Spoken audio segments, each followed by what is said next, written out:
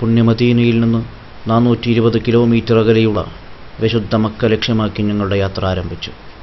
മദീനയിൽ നിന്ന് ഹജ്ജിനും ഉംറയ്ക്കും പോകുന്നവർ ഇഹ്റാം കെട്ടേണ്ടത് മസ്ജിദുൻ നബവിയിൽ നിന്ന് 10 കിലോമീറ്റർ വഴി ദൂരമുള്ള മസ്ജിദ് ദുൽഹുലൈഫയിൽ നിന്നാണ്. പ്രവാചകൻ സല്ലല്ലാഹു അലൈഹി വസല്ലമ തങ്ങൾ നിർവഹിച്ച ഒരേ ഒരു ഹജ്ജിന് അവിടുന്ന് ഇഹ്റാം കെട്ടിയത് ഇവിടെ വെച്ചായിരുന്നു. തീർത്ഥാടകരുടെ വിശാല സൗകര്യാർത്ഥം 5000-ൽ പരം കുളിമുറികളും ശൗചാലയങ്ങളുമാണ് ഈ മീഖാത്തിൽ ഒരുക്കിയിട്ടുള്ളത്.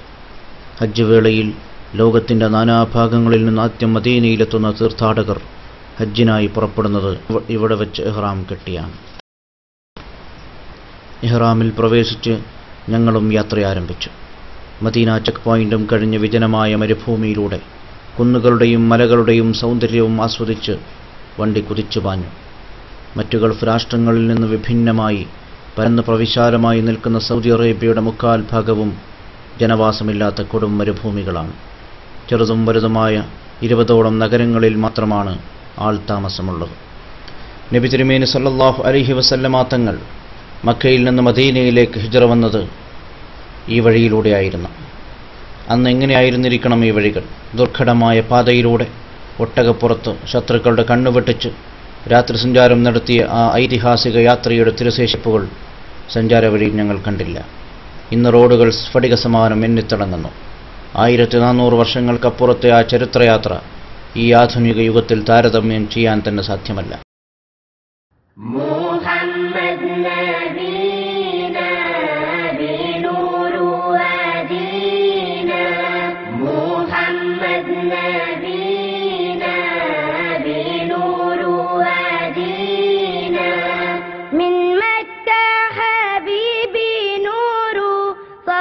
في المدينة محمد نبينا بنور هدينا محمد نبينا بنور هدينا من مكة حبيبي نور سطع في المدينة. 4 മണിക്കൂർ നേരത്തെ യാത്രയ്ക്ക് ശേഷം ഞങ്ങൾ ലോകത്തിൻ്റെ മധ്യഭാഗത്തെത്തി. അതെ, ഉമ്മുൽ ഖുറ, നഗരങ്ങളുടെ മാതാവ് മക്ക പട്ടണം ലോകത്തിൻ്റെ ഒത്ത നടുവിലാണ്. ചരിത്രകാരന്മാരും ഭൂഗോള ശാസ്ത്രജ്ഞരും അത് ശരിവച്ചിരിക്കുന്നു. പുണ്യനബി സല്ലല്ലാഹു അലൈഹി വസല്ലമ തങ്ങൾക്ക് ജന്മം നൽകിയ മക്കയിലെത്തുക എന്നത് ഏതൊരു വിശ്വാസിയുടെയും അടങ്ങാത്ത അഭിനിവേശമാണ്. വിശുദ്ധ കഅബ ദർശിക്കുക എന്നത് നാഥൻ നമുക്ക് നൽകിയ നേത്രങ്ങൾ കൊണ്ട് കാണാവുന്ന ഏറ്റവും മനോഹരമായ കാഴ്ചയും വാക്കുകൾക്കതീതവും അനിർവചനീയവുമായ ഒരനുഭൂതിയാണത്. ദൈവാനുഗ്രഹത്താൽ ഒരുപാട് ഉംറകൾ ചെയ്യാൻ അവസരം ലഭിച്ചിട്ടും ഒരുപാട് തവണ കഅബ കണ്ടിട്ടും പിന്നെയും പിന്നെയും കാണാൻ കൊതിക്കുന്ന ദൃശ്യങ്ങളാണ് വിശുദ്ധ മസ്ജിദുൽ ഹറാമിലും പരിസരത്തും.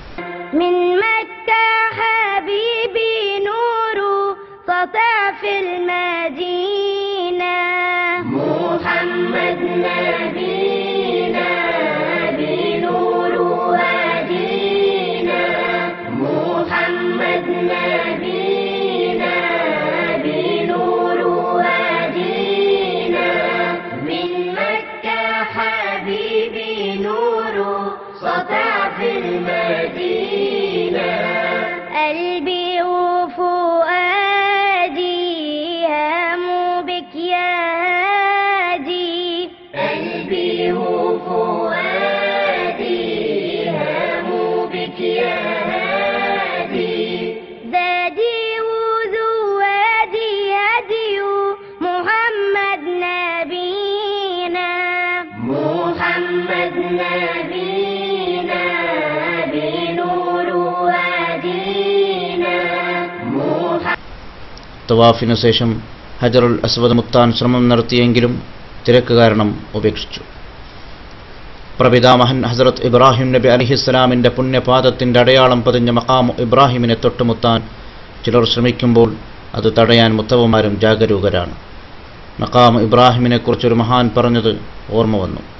ഒരു കെട്ടിടം പണിതതിനു ശേഷം അതിൻ്റെ ശില്പിയുടെ പേര് കൊത്തിവെക്കുന്ന ശിലാഫലകം പോലെയാണ് കഅബയുടെ ശില്പി എന്ന നിലയിൽ ഇബ്രാഹിം നബി അലൈഹിസ്സലാമിൻ്റെ കാൽപാദം പതിഞ്ഞ മഖാമു ഇബ്രാഹിം എന്ന്.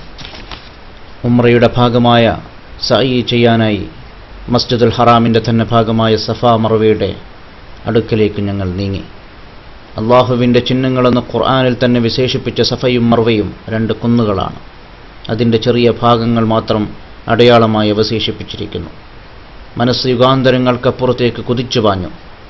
വിജനമായ മരുഭൂമിയിൽ ഹാജറയെയും പിഞ്ചു പൈതൽ ഇസ്മായിലിനെയും തനിച്ചാക്കിയിട്ട് ഷാമിലേക്ക് തിരിച്ചുപോയ ഹസ്രത്ത് ഇബ്രാഹിം നബി അലൈഹിസ്സലാം ആ നിർഗമനം ദൈവമാർഗത്തിലാണെന്നറിഞ്ഞപ്പോൾ യാതൊരു കൂസലും കൂടാതെ ഭർത്താവിനെ യാത്രയാക്കിയ ഹാജറ ബീവി തുടർന്ന് ദാഹജലത്തിനു വേണ്ടി കാലിട്ടടിക്കുന്ന കുഞ്ഞുമോൻ ഇസ്മായിലിനു വേണ്ടി വെള്ളമന്വേഷിച്ച് സഫയിൽ നിന്ന് മർവയിലേക്കും അവിടെ നിന്ന് വീണ്ടും സഫയിലേക്കും 7 പ്രാവശ്യം നെട്ടോട്ടമോടിയ ഹാജറ അലൈഹിസ്സലാം. അന്നവർ ഓടിയത് ലോകാവസാന കാലം വരെ വിശ്വാസ സഞ്ചയം ഹജ്ജിലും ഉംറയിലും അനുകരിക്കുന്നു. ഒടുവിൽ വെള്ളം കിട്ടാതെ ഇസ്മായിലിനടുത്തേക്ക് തിരിച്ചെത്തിയ ഹാജറ കണ്ടത് പിഞ്ചു പൈതൽ കാലിട്ടടിച്ച സ്ഥലത്തു നിന്നും ഒരു നീരുറവ പൊട്ടിയൊഴുകുന്നു.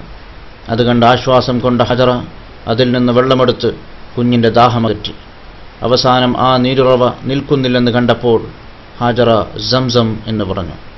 സൂര്യാനി ഭാഷയിൽ സംസം എന്ന് പറഞ്ഞാൽ നിൽക്ക്, അടങ്ങ് എന്നൊക്കെയാണ് അർത്ഥം. പക്ഷേ അതുണ്ടോ നിൽക്കുന്നു?